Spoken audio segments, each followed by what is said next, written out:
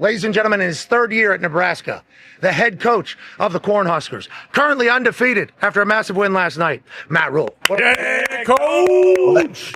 What is up? What is up, man? Good to see you guys. I like it. I like that you're standing. We're standing. You know, it's good energy here on this Feel Good Friday, especially being undefeated, I assume. How did it feel getting that win last night? Obviously a close one. You pull it out in front of a packed house at Arrowhead. How do you feel this morning, boss? Well, we got home about 3:30, 4 o'clock, so I feel pretty alive right now. But no, you're right. I mean, it was unbelievable. Arrowhead was packed. Andy Reid's out there shaking every kid's hand. Patrick Mahomes is on the sidelines. Travis Kelce, Taylor Swift are up in the stands. I mean, it was a who's who last night. So it was a cool environment, and to pick the ball off to win the game was pretty special. That was a Cincinnati home game, Coach. That was. I'm sure they felt that. Obviously, we know the Nebraska fan base is one of the things that you were so pumped up about whenever you decided to take that job 3 years ago. What did you see from your team last night? What did you see from the quarterback last night that maybe makes you believe this could be a year that's special for your team, like most third-year Rhule coach teams? Temple, massive jump into third year. The culture's implemented. Baylor, third year, culture implemented. Huge jump. And then I actually jump off a boat there in that particular third year. Now in your third year in Nebraska, what did you see last night that makes you think this team could be special, or what do you think you need to work on? Well, I mean, we have a lot to work on, but I thought the biggest thing was our best players made plays. Our tailback Emmett Johnson ran for over 100 yards. You see an Isaiah Hunter here transferred in for us, made a big play to score a touchdown, and then, like I said, Malcolm Hartzog picks that ball off to win the game. And you know, you said it earlier, Pat, like, I think the biggest thing, like, when you watch the best teams in college football, you know, take out the talent, obviously, but I mean, the best teams, they go in expecting to win, man. They don't panic. A team comes roaring back, a team makes a couple plays, and they go out there and they just make a couple more plays. And so I felt for the first time last night, a bunch of guys on the sidelines that were like, man, no, we're not going down. We're going to go out. We're going to find a way to make a play. And their quarterback, Sorsby, was awesome. He competed at a really high level. But at the end of the day, you know, like I said, Malcolm went up and took the ball away, and we got to celebrate. So. Yeah, insane interception to end the game. Great way to kick off this college football season. It's going to be electrifying. Really late at night, but it was still an awesome thing. You know, got me out of my bed a little bit there. 4th and 7, you call that timeout. I was half asleep while you had to make that decision. They have no timeouts. You potentially could win the game. I knew there had to be some sort of, what do we want? Best play Kodak. What goes into that decision, and how many people are kind of in your ear at that moment? Yeah, no, Kodak's exactly right, man. Hey, let's take a picture. Let's see what they're in. Let's get the best defense possible. Let's get our guys a chance so that we can see, all of our guys can see what they're in and try to go make a play. John Butler's our DC, a really smart guy, and he asked for it, so we did it. And you know, you only have timeouts at the end of the game if your guys did things right in the third and fourth quarter. And you know, we played clean. We didn't have any massive errors, so we were able to save our timeouts down the stretch. They had to use up all theirs to get the ball back, and we did that. Now they went and made that play on 4th and 7, as you know, and yes. You know, great play by them. I can't say enough about their quarterback, man. I thought he was a warrior last night. Yeah, it was fun to watch him, especially in that moment. That's a huge moment. 4th and 7, game on the line, throws a strike. But I enjoyed the joust that was happening between you and Cincinnati first week of the season. AJ has a question for you, Coach. Yeah, Coach, I hear you. This year was one of the first times you actually have captains. You got voted on, and you have captains now for this team. What made you do that? What is this team like? I guess what's the culture like to where you felt like this is something that you should do? You know, AJ, I think a lot of times nowadays, guys are like, hey, you know what, I'm going to lead by example. I don't want to.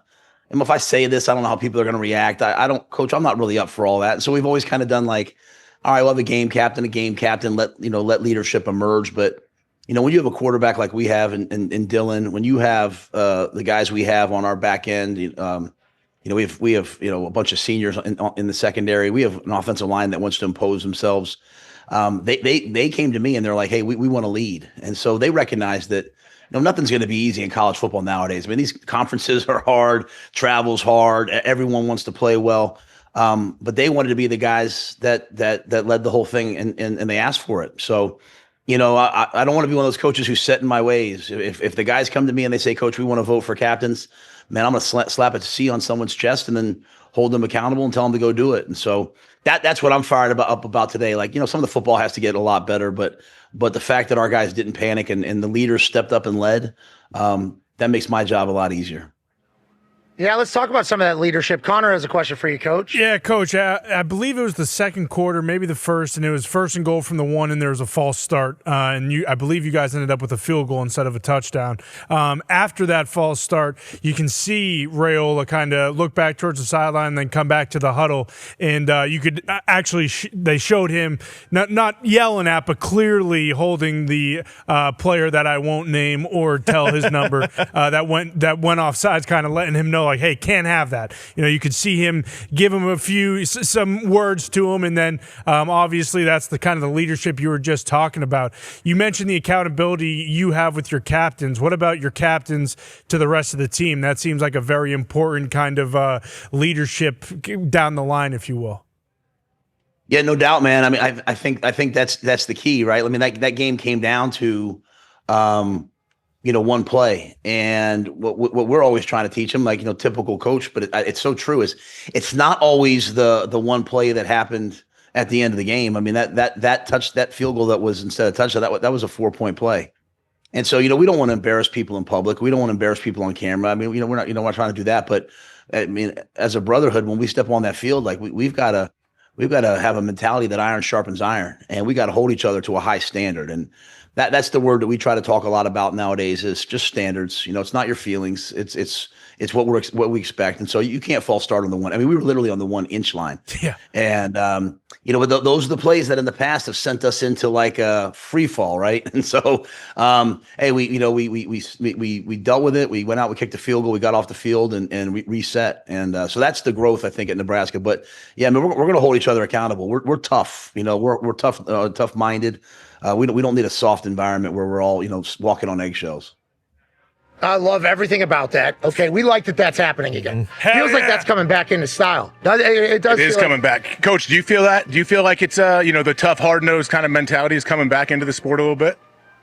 I think absolutely so. I think I think we all gravitate towards those people, man. Like, my guys get up in the morning, right? I hear them. They listen to Inky Johnson, the hip hop preacher. They listen to David Goggins, Jock. Like they want to be that. Like, I think as men, like we want to go out and we want to do hard things. And so, what we're just trying to do is build a culture where we tell them, like, it's okay to do hard things. Like, people wake up every day and pay like, $100 a month to go do CrossFit and to do jump around like ninjas and do all this hard stuff. Like we're going to try to do that in our football program. And so I 100% think it's coming back. And I think it's a good thing. I think, I want my kids, I have 3 kids. I want my kids to grow up not looking at everything in life as a threat. Like, oh my God, I want them to see things as a challenge for them to overcome.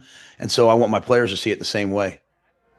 Opportunity there. That is what it's all about. Hearing you old school dudes talk about that, and the thought that it was almost going to disappear for a little bit. And I love the fact that you're like, let me see your algorithms, boys. Let me see the algorithms. What's on the Explore page? I need to see motivation. I need to see fighting. Okay, little golf is fine. Don't know what all this stuff is, boys. Okay, a lot of this seems like you guys need to stop following certain things. Yeah, probably. But I love that you're everybody's Explore page kind of looks the same at some point, but I like that you're like listening to what the boys are getting jacked up to, so I can learn about them. Now, there was some questions about something that has seemingly been a staple at Nebraska for a long time, the black shirts. Tone has a question for you, Coach. Yeah, Coach, it's no secret that the first 2 years at Nebraska for you, the defense carried your team, and they were unbelievable. And then this year, it felt like everyone was like, oh, we got no worries about the offense. Feels like the offense is going to be good, new OC. But on the defense, also a new offensive coordinator. You lost a couple dogs off the D-line, so there was some questions about the defense that has carried the team. You talked about Sorsby. You made a couple of plays, but it felt like the defense, like you guys looked really good on the defensive side last night. How did you feel about that side? How did it feel for them to close out the game? Yeah, I thought we had some really good moments on defense, and to your point, we lost Ty Robinson, who was, I mean, he didn't get nearly enough credit. The Eagles got themselves an unbelievable player in Ty. And always do. We had the polar bear Nash last year, he's in Tampa Bay. So we had some great ones. There were some stretches in that game. I think it was when Pat was sleeping. So Pat, I'm glad you slept through this part, brother. Whoa. No, I'm glad because there were some parts of that game where we we went 2 straight drives where I don't even think they threw a pass, and they went down and scored. And they went tempo. And you're in the Big Ten, you don't see a lot of tempo, and that's not an excuse. That's like that we put on tape that if you go tempo against us, we didn't stop it last night, man. Like they just went play. And some of it was the quarterback dropping back and then just escaping up the middle, and he was running. And so we made the plays to close it out. We took the ball away twice, which led to the win and led to a touchdown. But man, we got to tackle better. We can't give up 200 yards rushing, especially you get into the Big Ten.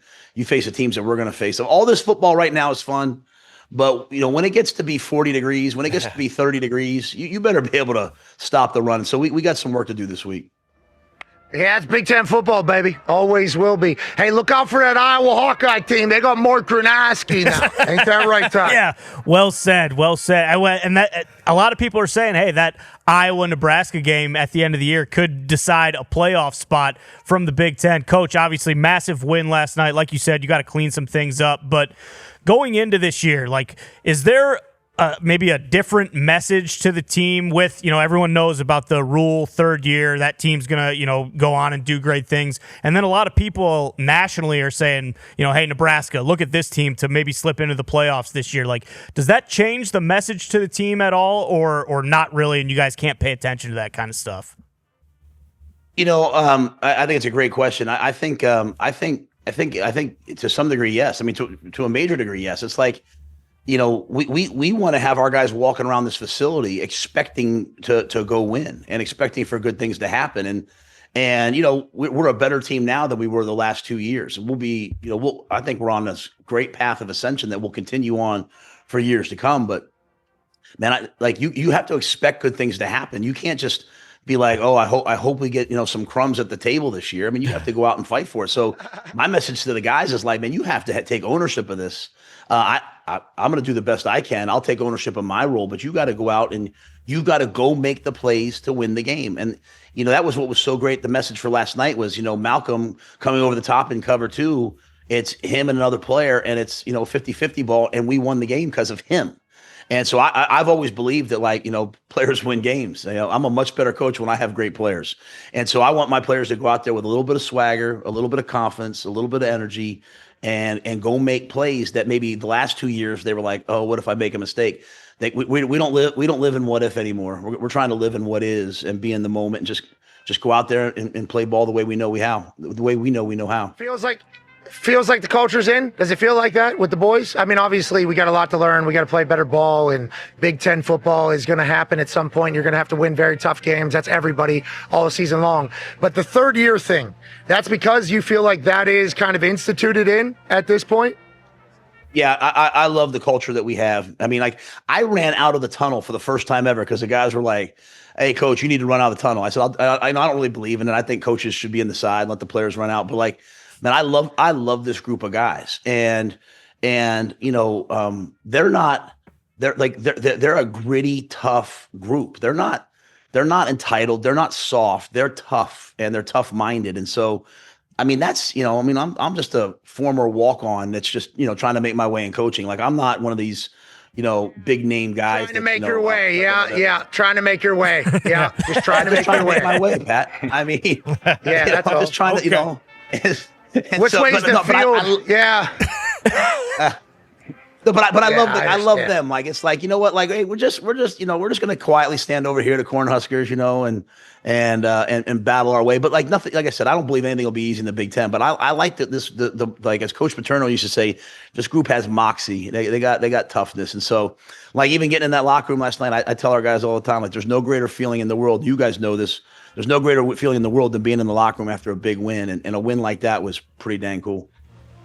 Hell yeah, especially in Arrowhead. I mean, you talk about being in a legendary place in the history of the game and everything like that. It's a cool way to start the season. And on that note, I'd like to officially announce to the world that we are incredibly lucky that we'll be riding alongside the Nebraska Cornhuskers season this year, catching up with you every single week. We appreciate you agreeing to do that. Yeah. We are very, very, very, very, very pumped about that. Woo! And we love you, man. We're big fans. So we appreciate you doing this. We appreciate you believing that our show could be a potential additive. And also, congrats on all the weight loss. You look remarkable out there. I love that thing you just put. There was a fat picture of me and then a skinny picture of me. Yeah, that's exactly why I said that. That was my first time seeing that graphic, and I said, holy shit, there's the before and the after right there. You look unbelievable, and we're thankful you're doing this, Coach. No, first of all, I'm grateful. I mean, I think you know this, but I'm a fan of the show when I'm not on. I mean, it's on in this building all the time, and I love the way you guys speak authentically about what's going on in sports, and so I'm so excited to represent Nebraska, but also to represent just football, college football. I mean, I was up this morning reading about the Parsons deal in case I got some questions about that. Man, I want to be a good member of the show. And if I get boring, you can just do a weigh-in and just see if I'm on the fat side or the skinny side. We can just see where I'm at as the season goes on.